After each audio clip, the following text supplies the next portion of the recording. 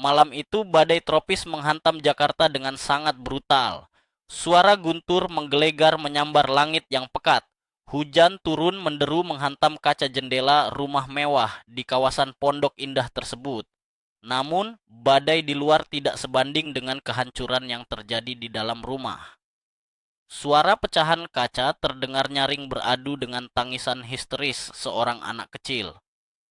Dokter Arya yang baru saja pulang dari shift bedah selama 18 jam harus menghentikan langkahnya di ambang pintu. Dadanya terasa sesak melihat kekacauan yang sudah menjadi pemandangan sehari-hari. Ini adalah kisah tentang luka masa lalu yang menolak untuk terkubur. Kisah tentang kebohongan yang menghancurkan jiwa dan bagaimana takdir bekerja dengan cara yang paling tidak masuk akal. Persiapkan diri Anda karena cerita ini akan membawa Anda menyelami palung emosi yang paling dalam. Dokter Arya adalah seorang ahli bedah jantung terkemuka yang hidupnya terlihat sempurna dari luar.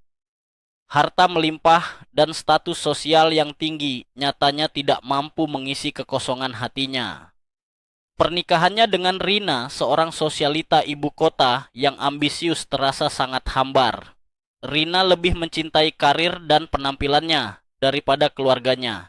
Di tengah kehampaan itu, Arya mengadopsi Bima, seorang bayi yatim piatu yang ibunya meninggal di meja operasi.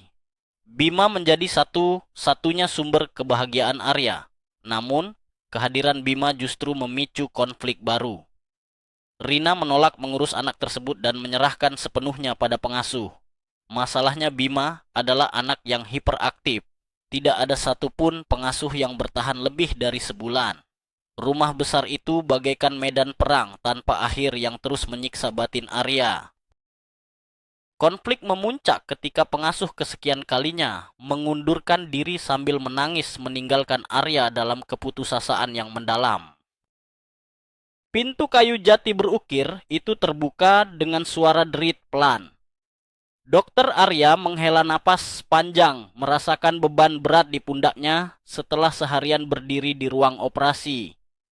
Aroma antiseptik masih menempel samar di pakaiannya. Belum sempat ia melepaskan sepatu kulitnya, suara jeritan tajam Rina menggema dari arah ruang keluarga. Wanita itu berdiri dengan wajah memerah, menunjuk-nunjuk ke arah pecahan vas keramik antik yang berserakan di lantai marmer. Di sudut ruangan, Bima yang baru berusia 5 tahun berdiri gemetar sambil memeluk lututnya sendiri. Air mata mengalir deras membasahi pipi tembamnya. Pengasuh wanita yang berdiri di dekat pintu tampak mengemasi barang-barangnya dengan wajah tertunduk. Rina tidak henti-hentinya melontarkan kalimat pedas tentang betapa nakal dan tidak bisa diaturnya Bima. Arya merasakan denyut nyeri di pelipisnya. Ini adalah rutinitas yang sangat melelahkan jiwa dan raganya setiap kali ia pulang ke rumah. Bima langsung berlari menghampiri ayahnya begitu melihat sosok Arya di ambang pintu. Anak kecil itu memeluk kaki ayahnya dengan erat seolah mencari tempat berlindung dari serangan ibunya.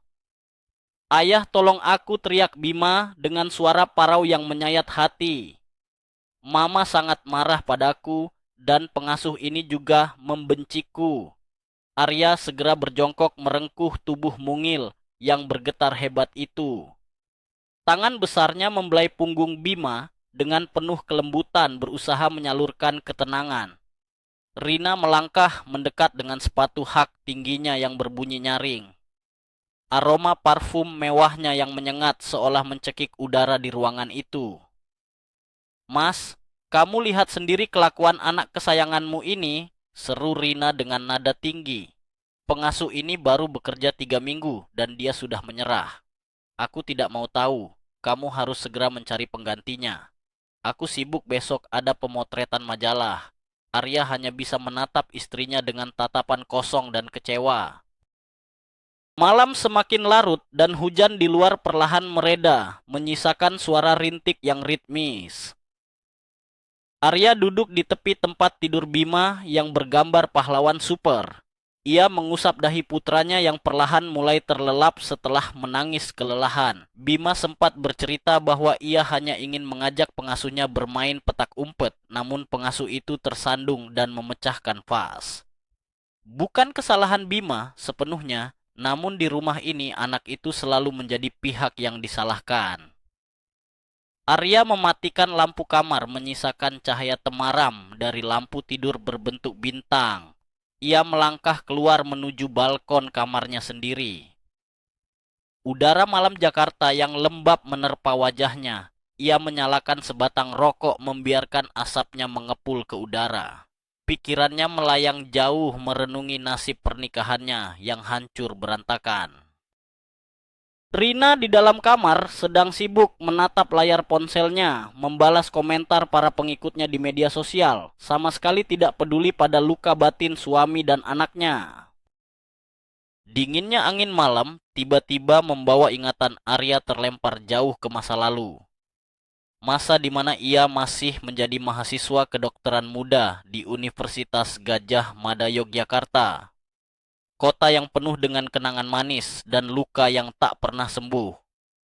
Di sanalah ia bertemu dengan Tari, seorang gadis sederhana yang lembut dan murah senyum.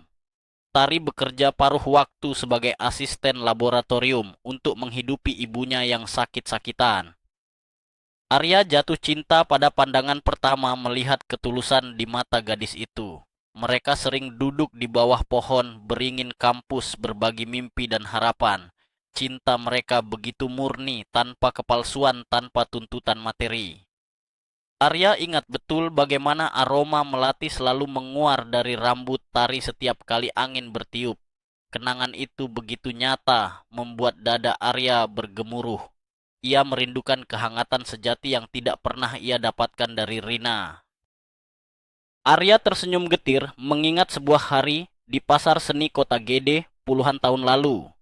Dengan tabungan mahasiswanya yang pas-pasan, ia memesan sebuah kalung perak khusus untuk Tari. Kalung itu memiliki ukiran motif bunga kawung yang sangat detail dengan sebuah batu safir kecil di tengahnya. Ia memasangkan kalung itu ke leher Tari di bawah rintik hujan gerimis sore itu. Tari menangis terharu dan berjanji tidak akan pernah melepaskan kalung tersebut dari lehernya. Itu adalah simbol cinta mereka yang abadi. Rencana pernikahan sudah disusun sedemikian rupa. Namun kebahagiaan itu hancur dalam sekejap ketika orang tua Arya yang berasal dari keluarga terpandang di Jakarta mengetahui hubungan mereka. Mereka menentang keras Arya menikahi gadis miskin. Arya kemudian dikirim paksa ke Jakarta untuk program magang di rumah sakit besar dengan harapan ia akan melupakan Tari. Namun jarak justru membuat rasa cintanya semakin menggebu. Namun takdir berkata lain saat Arya berada di Jakarta. Suatu hari panggilan teleponnya tidak pernah lagi dijawab oleh Tari. Berbulan-bulan Arya mencari kabar hingga akhirnya kedua orang tuanya membawa berita duka yang menghancurkan dunianya. Mereka mengatakan bahwa Tari menjadi korban kecelakaan tragis saat bus yang ditumpanginya masuk ke dalam jurang. Arya hancur lebur berkeping-keping. Dunia yang awalnya penuh warna berubah menjadi hitam putih seketika. Ia ingin kembali ke Yogyakarta untuk mencari makamnya, namun orang tuanya menahannya dengan segala cara mengatakan bahwa jenazah Tari tidak dapat dikenali dan sudah dimakamkan secara massal. Dalam keputusasaan yang mendalam, Arya mematikan hatinya. Ia mengubur semua perasaannya dan fokus menjadi mesin pencetak prestasi di dunia medis. Pernikahannya dengan Rina bertahun-tahun kemudian hanyalah sebuah pelarian sebuah transaksi sosial yang kosong tanpa jiwa. Keesokan harinya sinar matahari menembus jendela kaca ruang kerja Arya di rumah sakit. Ia baru saja selesai meninjau berkas-berkas pasien ketika asistennya masuk membawa tumpukan biodata calon pengasuh. Rina telah menghubungi agen penyalur pembantu kelas atas dan meminta mereka mengirimkan kandidat terbaik. Mengingat trauma yang dialami Bima, Arya memutuskan untuk mengubah pendekatan. Ia ingin Bima sendiri yang memilih pengasuhnya. Hal ini tentu saja ditentang keras oleh Rina yang menganggap ide itu konyol dan membuang-buang waktu. Namun, Arya bersikeras. Di akhir pekan, ruang tamu rumah mewah itu diubah layaknya ruang audisi. Rina duduk di sofa kulit dengan wajah bosan sambil memutar-mutar cincin berliannya. Beberapa kandidat wanita paruh baya dengan sertifikat internasional masuk satu persatu. Namun tak satu pun dari mereka berhasil menarik perhatian Bima. Anak itu malah berlari bersembunyi di balik sofa. Kandidat terakhir melangkah masuk ke dalam ruangan. Ia adalah seorang gadis muda yang tampak sangat sederhana. Pakaiannya rapi namun jauh dari kesan mewah. Wajahnya polos tanpa riasan berlebihan dan rambutnya diikat rapi ke belakang. Namanya Sari. Saat Sari masuk udara di ruangan itu, entah mengapa terasa lebih sejuk. Berbeda dengan kandidat sebelumnya yang langsung membombardir Bima dengan pertanyaan kaku. Sari justru duduk bersila di atas karpet. Ia mengeluarkan sebuah mainan tradisional congklak dari dalam tasnya. Bima yang penasaran perlahan keluar dari persembunyiannya. Sari tersenyum hangat dan mulai mengajari anak itu cara bermain tanpa banyak bicara. Dalam hitungan menit tawa, ceria, Bima meledak memenuhi ruangan, sesuatu yang sangat jarang terjadi di rumah ini. Arya terpaku melihat pemandangan di depannya. Ada sebuah ketulusan yang memancar dari diri gadis itu yang mengingatkannya pada sesuatu yang telah lama hilang. Bima menoleh ke arah ayahnya dengan mata berbinar cerah. Ayah aku mau Mbak Sari yang menemaniku bermain setiap hari, seru Bima dengan penuh semangat. Arya mengangguk lega dan memanggil gadis itu untuk menandatangani kontrak kerja. Saat Sari mendekat ke meja kerja Arya, cahaya lampu gantung menerpa dada gadis itu. Mata Arya tiba-tiba terpaku pada sebuah benda yang menggantung di leher Sari. Sebuah kalung perak bermotif bunga kawung dengan batu sapir kecil di tengahnya. Jantung Arya seakan berhenti berdetak saat itu juga. Udara di sekitarnya mendadak menghilang. Ia mengenali setiap lekukan ukiran perak itu. Itu adalah kalung buatan tangan yang ia pesan khusus di kota gede 20 tahun lalu. Kalung milik Tari. Tangan Arya gemetar hebat hingga pena yang dipegangnya terjatuh ke lantai. Wajahnya pucat pasi, keringat dingin mulai mengucur dari pelipisnya. Sari menatap dokter itu dengan raut wajah kebingungan sekaligus cemas.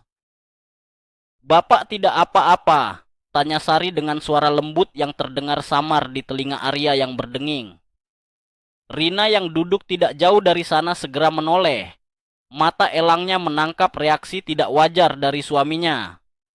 Alih-alih peduli pada kondisi kesehatan Arya, Rina justru salah paham.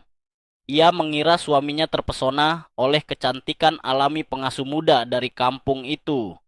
Cemburu buta langsung merasuki hati Rina. Arya berusaha keras menguasai dirinya. Ia menarik napas panjang, mencoba mengatur detak jantungnya yang tidak beraturan. "Tidak apa-apa, saya hanya tiba-tiba merasa pusing," jawab Arya berbohong. Ia menatap Sari lekat-lekat, mencoba mencari kemiripan gadis ini dengan Tari. Apakah gadis ini anak kandungnya? Pertanyaan liar itu berputar-putar di kepalanya. Arya menandatangani kontrak itu dengan tergesa-gesa. "Mulai besok kamu bisa bekerja di sini. Tolong jaga Bima dengan baik." Hari berganti minggu dan kehadiran Sari membawa perubahan drastis di rumah megah tersebut. Bima tidak lagi menangis atau menghancurkan barang-barang. Anak itu kini lebih suka menghabiskan waktu di taman belakang, belajar bercocok tanam, atau mendengarkan dongeng rakyat yang diceritakan Sari. Rumah yang dulunya penuh dengan ketegangan kini diisi oleh gelak tawa. Arya merasa luar biasa damai setiap kali pulang kerja. Ia sering duduk di teras memperhatikan interaksi Sari dan Bima dari kejauhan. Sesekali ia mencoba mencuri kesempatan untuk bertanya tentang asal-usul kalung tersebut kepada Sari. Namun usahanya selalu gagal. Rina seolah memiliki radar yang sangat tajam. Setiap kali Arya mendekati Sari, Rina akan muncul dan memotong pembicaraan dengan alasan yang dibuat-buat. Rina semakin tersiksa oleh kecemburuannya sendiri. Ia merasa posisinya sebagai nyonya rumah sedang diancam oleh seorang pengasuh rendahan. Kecemburuan Rina akhirnya bermutasi menjadi kebencian yang mendalam. Ia tidak bisa menerima kenyataan bahwa Bima lebih menyayangi Sari daripada dirinya. Ia juga tidak tahan melihat tatapan mata suaminya yang selalu tertuju pada pengasuh itu. Rina mulai merencanakan sesuatu yang keji. Ia ingin menyingkirkan Sari dari rumah itu untuk selama-lamanya dengan cara yang paling menyakitkan. Suatu sore ketika langit Jakarta sedang cerahnya Rina menjalankan rencana kotornya. Saat Sari sedang memandikan Bima di kamar mandi, Rina mengendap-endap masuk ke kamar pengasuh. Ia membuka tas kain milik Sari dan memasukkan sebuah kotak perhiasan beludru merah ke dalamnya. Kotak itu berisi sepasang anting berlian termahal miliknya. Rina tersenyum sinis menatap tas tersebut. Ia merapikan pakaiannya dan berjalan keluar kamar dengan langkah ringan, bersiap untuk menciptakan sebuah pertunjukan drama yang akan menghancurkan hidup gadis malang tersebut. 1 jam kemudian suara teriakan melengking Rina memecah keheningan rumah. "Mas Arya kemari cepat," teriaknya dari arah tangga. Arya yang baru saja tiba dari rumah sakit langsung berlari menaiki anak tangga dengan perasaan panik. "Ada apa Rina, kenapa kamu berteriak seperti itu?" Rina memasang wajah panik yang dibuat-buat sambil menangis palsu. "Anting berlianku hilang, Mas. Anting yang harganya ratusan juta itu tidak ada di laci meja riasku. Padahal tadi pagi masih ada di sana. Di rumah ini tidak ada orang luar selain pengasuh kampungan itu. Aku yakin dia yang mencurinya." Mendengar keributan itu, Sari keluar dari kamar Bima dengan wajah pucat kebingungan. "Bapak Ibu, ada apa ini? Kenapa Ibu menangis?" tanya Sari dengan suara bergetar. Rina langsung menunjuk tepat di depan wajah Sari. "Jangan berpura-pura polos kamu, dasar maling. Berani-beraninya kamu mencuri di rumahku." Arya terkejut dan mencoba menenangkan istrinya. "Rina, jangan menuduh sembarangan kalau tidak ada bukti. Mungkin kamu lupa menaruhnya." Namun Rina bersikeras dan langsung berjalan menuju kamar Sari. "Kalau dia memang tidak mencuri, biarkan aku memeriksa tasnya sekarang juga." Sari yang merasa tidak bersalah mengikuti langkah Rina dengan air mata yang mulai menggenang. "Silakan Bu, periksa saja tas saya. Saya tidak pernah mengambil barang yang bukan hak saya." Rina meraih tas kain milik Sari dan menumpahkan semua isinya ke atas kasur. Beberapa potong pakaian sederhana, perlengkapan mandi, dan sebuah kotak beludru merah jatuh menggelinding. Rina mengambil kotak itu dan membukanya di depan wajah Arya. "Lihat ini, Mas. Apa aku bilang? Dia ini pencuri berkedok pengasuh. Kamu masih mau membelanya?" Sari jatuh terduduk di lantai menangis tersedu-sedu bersumpah bahwa ia tidak tahu bagaimana kotak itu bisa ada di sana. Suasana menjadi sangat kacau. Rina terus memaki-maki Sari dengan kata-kata yang sangat kasar, merendahkan martabat gadis itu hingga ke dasar. "Dasar perempuan murahan tidak tahu diuntung. Pergi dari rumahku sekarang juga, sebelum aku melaporkanmu ke polisi." Sari tidak bisa berkata-kata lagi. Tubuhnya gemetar hebat, menahan rasa malu dan ketidakadilan yang menimpanya. Ia meraup barang-barangnya dengan tergesa-gesa memasukkannya kembali ke dalam tas. Tanpa berani menatap wajah Arya, Sari berlari keluar dari kamar menuruni tangga dan keluar menembus kegelapan malam Jakarta. Arya berdiri mematung di tempatnya. Logikanya mengatakan bahwa bukti itu sangat jelas, namun hatinya menolak percaya bahwa gadis sebaik Sari bisa melakukan hal serendah itu. Arya merasa dunianya kembali berantakan. Ia baru saja kehilangan satu-satunya orang yang bisa membuat Bima tertawa bahagia. Seminggu berlalu sejak kepergian Sari. Rumah mewah itu kembali menjadi neraka yang dingin. Bima menolak untuk makan dan terus mengurung diri di kamarnya. Anak itu duduk di dekat jendela memandang keluar dengan tatapan kosong, menanti kembalinya sang pengasuh kesayangan. Arya terpaksa mengambil cuti dari rumah sakit untuk menjaga putranya. Sementara itu Rina tampak sangat bahagia. Ia merasa telah memenangkan pertempuran dan menyingkirkan ancaman terbesar dalam hidupnya. Ia kembali sibuk dengan pesta sosialita dan belanja barang mewah. Suatu malam, Arya masuk ke kamar Bima untuk mengecek keadaan putranya. Ia melihat Bima tertidur di meja belajarnya dengan sebuah kertas gambar di bawah wajahnya. Arya menarik kertas itu perlahan. Di atasnya tergambar seorang wanita dengan kalung bunga kawung sedang menangis sementara banyak panah hitam menusuk punggungnya. Hati Arya berdesir ngilu melihat gambar tersebut. Tiba-tiba Bima terbangun dan menatap ayahnya dengan mata merah bengkak. Ayah Mbak Sari itu orang baik. Dia bukan pencuri. Ayah harus percaya padaku. Arya duduk di kursi menarik Bima ke dalam pelukannya. Bima menangis sesenggukan membasahi kemeja ayahnya. Aku melihatnya ayah. Aku melihat mama masuk ke kamar Mbak Sari dan memasukkan kotak merah itu ke dalam tasnya. Mama yang jahat ayah. Mama memfitnah Mbak Sari karena Mama tidak suka padanya. Mengapa ayah membiarkan Mbak Sari pergi? Kata-kata Bima bagaikan petir yang menyambar tepat di ulu hati Arya. Dadanya bergemuruh menahan amarah yang luar biasa hebat. Istrinya sendiri telah merancang fitnah keji untuk menghancurkan hidup seorang gadis tidak bersalah. Arya mendekap Bima semakin erat membisikkan janji di telinga putranya. Maafkan ayah nak. Ayah berjanji akan membawa Mbak Sari kembali ke rumah ini. Kamu tidurlah yang nyenyak. Malam itu juga, Arya melangkah dengan penuh amarah menuju kamar utama.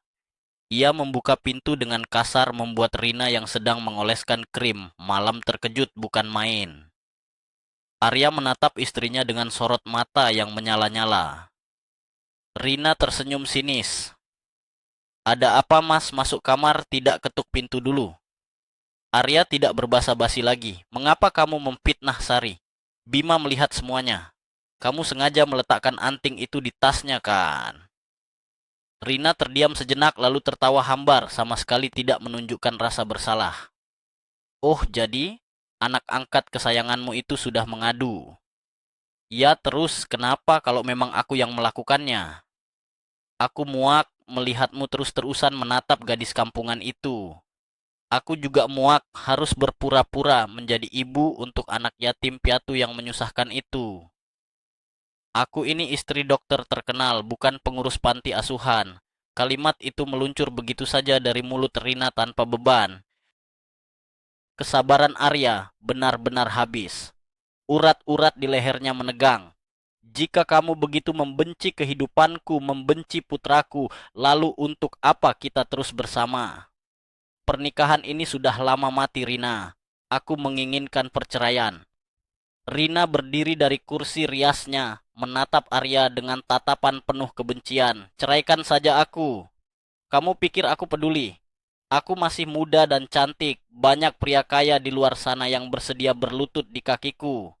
Silakan urus sendiri anak pungutmu itu dan cari kembali pengasuh kesayanganmu. Aku akan pergi malam ini juga. Rina segera mengemasi barang-barang mewahnya ke dalam koper besar. Malam itu diiringi suara gemuruh dari kejauhan Rina pergi meninggalkan rumah tersebut. Tidak ada air mata, tidak ada penyesalan. Arya justru merasa sebuah beban besar yang selama bertahun-tahun menghimpit dadanya akhirnya terangkat. Kini ia harus fokus memperbaiki kesalahannya pada Sari. Keesokan paginya Arya mendatangi agen penyalur tenaga kerja tempat Sari bernaung. Pemilik agen seorang wanita parubaya bermuka masam menolak memberikan alamat Sari. Istri Anda sudah menelpon dan merusak reputasi gadis itu dokter. Kami memecatnya karena tuduhan pencurian itu. Kami tidak mau ambil risiko. Arya memohon dengan sangat menceritakan kebenaran yang sesungguhnya, bahwa istrinya lah yang telah memfitnah Sari. Ia bahkan bersedia memberikan kompensasi ganti rugi, asal mendapatkan alamat tersebut. Mendengar penjelasan tulus Arya, ekspresi wanita itu melunak. Ia merasa iba melihat keputusasaan sang dokter. Baiklah, dokter, saya percaya pada Anda. Gadis itu memang terlihat sangat polos. Ini alamat rumah bibinya di daerah pinggiran Jakarta. Arya menerima secarik kertas itu dengan tangan bergetar. Ia segera melajukan mobilnya menembus kemacetan, lalu lintas Jakarta menuju alamat yang tertera. Mobil mewah Arya memasuki kawasan perkampungan padat penduduk di daerah Jatinegara. Jalanan begitu sempit dan becek sisa hujan semalam. Aroma selokan yang menggenang bercampur dengan bau asap sate ayam dari pedagang kaki lima memenuhi udara. Arya memarkir mobilnya di dekat sebuah gapura kecil, lalu berjalan kaki menyusuri gang sempit. Hatinya berdebar tak karuan. Ia akhirnya menemukan sebuah rumah petak kecil yang terlihat sangat rapuh dengan cat tembok yang sudah mengelupas. Arya menarik napas panjang, lalu mengetuk pintu kayu yang lapuk itu. Beberapa saat kemudian, pintu terbuka menampilkan sosok Sari yang mengenakan daster pudar. Mata gadis itu membulat sempurna melihat siapa yang berdiri di hadapannya. Dokter Arya, untuk apa Bapak datang kemari? Apakah Bapak ingin menangkap saya? Saya sungguh tidak mencuri barang itu, Pak. Air mata kembali menggenang di pelupuk mata Sari yang tampak kelelahan. Arya segera menggelengkan kepalanya dengan cepat. Tidak, Sari, saya datang bukan untuk itu. Saya datang untuk meminta maaf. Bima sudah menceritakan semuanya. Saya tahu istri saya yang menjebakmu. Saya sudah menceraikannya, dan saya sangat menyesal tidak membelamu malam itu. Bima sangat merindukanmu. Maukah kamu kembali bekerja bersama kami? Sari terisak pelan menyeka air matanya dengan ujung lengan baju. Ia merasa sangat lega karena nama baiknya telah bersih. Saya mau kembali, Pak, tapi tidak sekarang. Bibi saya sedang sakit parah di dalam. Itulah alasan saya bekerja ke kota untuk mencari biaya operasi punggungnya. Beliau jatuh beberapa bulan lalu dan saraf tulang belakangnya terjepit. Sekarang beliau lumpuh dan kesakitan setiap saat. Saya tidak bisa meninggalkannya sendirian. Arya tertegun teringat akan kalung perak yang dipakai Sari. Apakah bibimu yang memberikan kalung itu padamu, Sari? Sari mengangguk pelan tangannya, secara refleks memegang kalung di lehernya. Iya, Pak. Ini kalung kesayangan Bibi Tari. Beliau bilang kalung ini pemberian dari cinta pertamanya. Saat beliau merasa umurnya sudah tidak panjang lagi, beliau memakaikannya padaku agar aku selalu mengingatnya. Mendengar nama Tari, disebut dada Arya seperti dihantam balok es. Napasnya tercekat. Tari. Bibimu bernama Tari dari Yogyakarta. Sari mengangguk heran melihat reaksi berlebihan dari dokter tersebut. Iya, Pak, Bibi Tari. Dulu beliau bercita-cita menjadi perawat, tapi nasib membawanya menjadi relawan panti asuhan. Tanpa membuang waktu sedetik pun, Arya menerobos masuk ke dalam rumah petak yang pengap itu. Aroma obat-obatan murah dan minyak kayu putih langsung menyengat hidungnya. Di sudut ruangan yang temaram terbaring seorang wanita kurus kering di atas kasur tipis. Wanita itu terus mengerang menahan rasa sakit yang teramat sangat. Arya melangkah perlahan mendekati ranjang tersebut. Jantungnya berdetak liar, seakan ingin melompat keluar dari rongga dadanya. Ia berlutut di lantai tanah yang dingin menatap wajah pucat wanita itu. Meski wajahnya telah dimakan usia dan penderitaan, Arya mengenali garis wajah itu.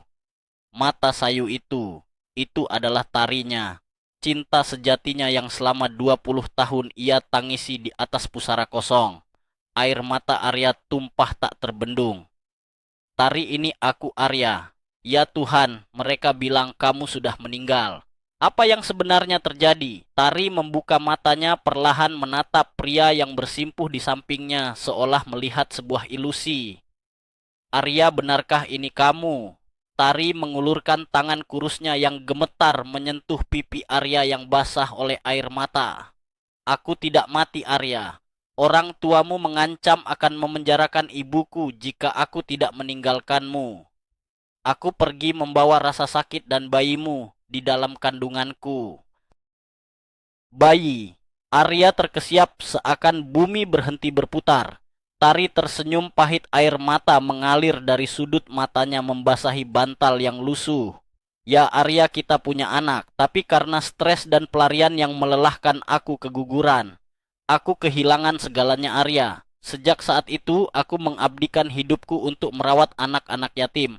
Aku tidak pernah menikah karena separuh jiwaku tertinggal bersamamu di Jogja. Arya menangis sejadi-jadinya memeluk tubuh rapuh wanita yang sangat dicintainya itu. Betapa kejamnya orang tuanya merampas kebahagiaan mereka. Betapa butanya ia selama ini menyerah pada kebohongan dan hidup dalam kepalsuan. Cukup Tari, kamu tidak akan menderita lagi. Aku seorang dokter bedah. Aku akan menyelamatkanmu. Aku akan mengoperasimu dan mengembalikan senyummu. Kita akan memulai semuanya dari awal. Sari yang berdiri di ambang pintu hanya bisa menangis haru melihat pemandangan menyayat hati tersebut. Hari itu juga, Arya memindahkan Tari ke rumah sakit swasta terbaik di Jakarta tempat ia bekerja. Ia menyewa ruang perawatan VIPE dan memanggil tim dokter spesialis saraf dan tulang belakang terbaik. Persiapan operasi dilakukan dengan sangat cepat dan hati-hati mengingat kondisi fisik Tari yang sangat lemah. Malam sebelum operasi, Arya duduk di samping ranjang Tari menggenggam tangannya erat-erat. Bima juga ada di sana duduk di pangkuan Sari menatap wanita yang dicintai ayahnya itu. Tari tersenyum melihat Bima merasakan naluri keibuan yang selama ini terpendam kembali menggebu. Jangan takut Tari, aku yang akan memimpin operasinya langsung. Aku tidak akan membiarkan maut mengambilmu dariku untuk kedua kalinya, bisik Arya dengan nada penuh kepastian.